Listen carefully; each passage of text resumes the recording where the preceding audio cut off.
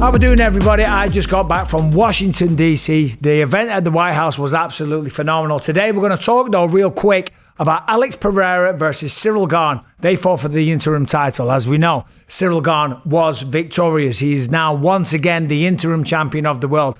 Alex Pereira dared to be great. Tried to become a three-weight division champion. Of course, it didn't go his way. He got stopped in the second round, and now there is all kinds of controversy online, people going crazy, including Alex Pereira himself kind of taking shots at referee Herb Dean, saying that he didn't do his job, and those shots were to the back of the head. Now, Cyril Gane, as we know, has got a reputation now because of what happened with Tom Aspinall and the double eye poke situation. Of course, now it will be Cyril versus Tom at some point in the future. Once again, champion versus champion fighting for the undisputed belt. I hope that fight goes down pretty quick. Of course, Cyril called for it in Paris. Tom agreed and said he's down to do that in Paris. So that means, first of all, good news. Tom Aspinall must be ready to get back to training, back to combat, back to sparring, and back to doing what he does best, as long as Eddie Hearn doesn't try and complicate things. But I digress. We're talking about the back of the head shots. Listen, the stoppage from Cyril Gane, in my opinion, was 100% legal, and I'll explain why in a minute. Now, I will say I was very impressed with Pereira. He showed a tremendous amount of heart. He got dropped. There was a lot of elbows, not to the back of the head. I'll explain in a minute. Pereira showed a lot of bravery, courage, warrior spirit, whatever you want to call it. He got back to his feet, and that was very commendable, right? The man is an absolute warrior. Look at what he's achieved in his career. So I am not hating on Alex Pereira, but I know facts, ladies and gentlemen. I have spoken to the referees. I have been in the room just coaching the Ultimate Fighter recently. We had 12 fights, I think, and I was there for every single one of the rules meeting. Not to mention, at one point, I had the most fights in the history of the UFC. All records are made to be broken. So I've been a part of many, many rules meetings. So we're going to talk about it because Alex Pereira is pissed off, saying that Herb Dean didn't do his job. And Cyril Gane, once again, is getting rewarded for being a dirty fighter. Tá ali na certa, eu caio. Pô, ele começa a bater, tá? O cara tá vendo que é golpe legal, mas acho que ele pensa assim, mano, como é que eu vou parar essa luta, velho? Mano, é irregular. Now, he drops him, Pereira goes down, and he starts dropping a lot of elbows, okay? First of all, if you're elbowing someone or striking somebody and they're moving, you can't be held responsible for that person moving and then you landing in an illegal area, okay? But that's not even what I'm talking about. When the referee comes into the fighter's changing room to do the rules meeting,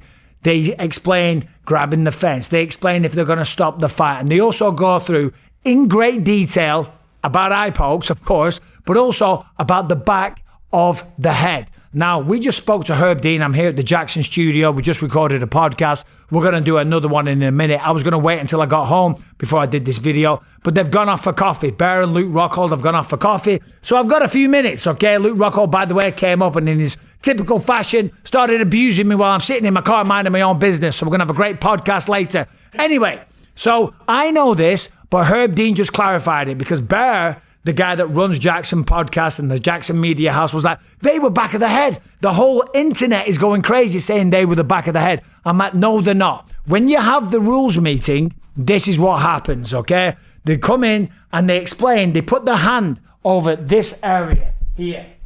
That little area there that you can make with your fist, it's called the nape of the neck. Some people believe that the back of the head rule is actually this area right here. The hole turned to the side starts back here. And so when they see blows here, they think that that's actually a foul. But it's not. The main area that we want to protect is the nape of the neck. So imagine from this, look up a little bit.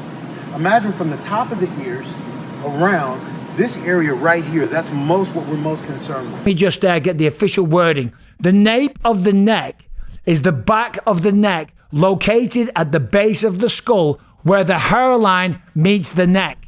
This is legal. This is legal. That is legal. Right at the base of the skull where the hairline meets the neck, that is illegal. Why? Because it's very dangerous. That is where the spine meets the brain. Okay, so you don't want to take shots. The term back of the head was inherited from boxing, just like all of the rules and the commissions were inherited from boxing. Even the judges back in the day were inherited from boxing. That's why we saw so many stupid decisions over the years. But now, of course, they've got trained former mixed martial artist, and the commissions are very well versed on mixed martial arts in general. But there was a lot of terminology that came over, and that back of the head is one of them.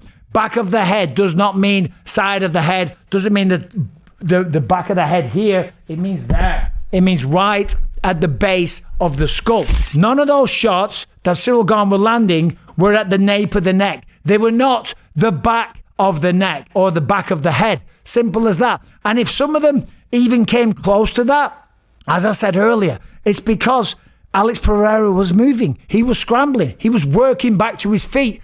I am full of respect and admiration for the career of Alex Pereira, right? But he's wrong on this one. He was beaten fair and square. He was a middleweight champion. He was a light heavyweight champion. He went up to 251 pounds, went to the White House, had an epic walkout, did the whole thing, did the bow and arrow. They lit up the claw to just make the walkout even more special because they know he's one of the biggest stars on the planet. He gets paid around $10 million per fight, something like that, okay? So there's certainly nothing shady going on to try and favour it towards Ciryl Gane. The referees themselves, that is how they break it down. Alex Pereira lost that fight and he lost it fair and square. Ciryl was too fast for him. He was too powerful. Listen, fair play to Alex Pereira. He didn't go down. He took a lot of shots. He took a lot of damage. He worked back to his feet after taking a lot of elbows to certain parts of the head that look like the rear of the skull.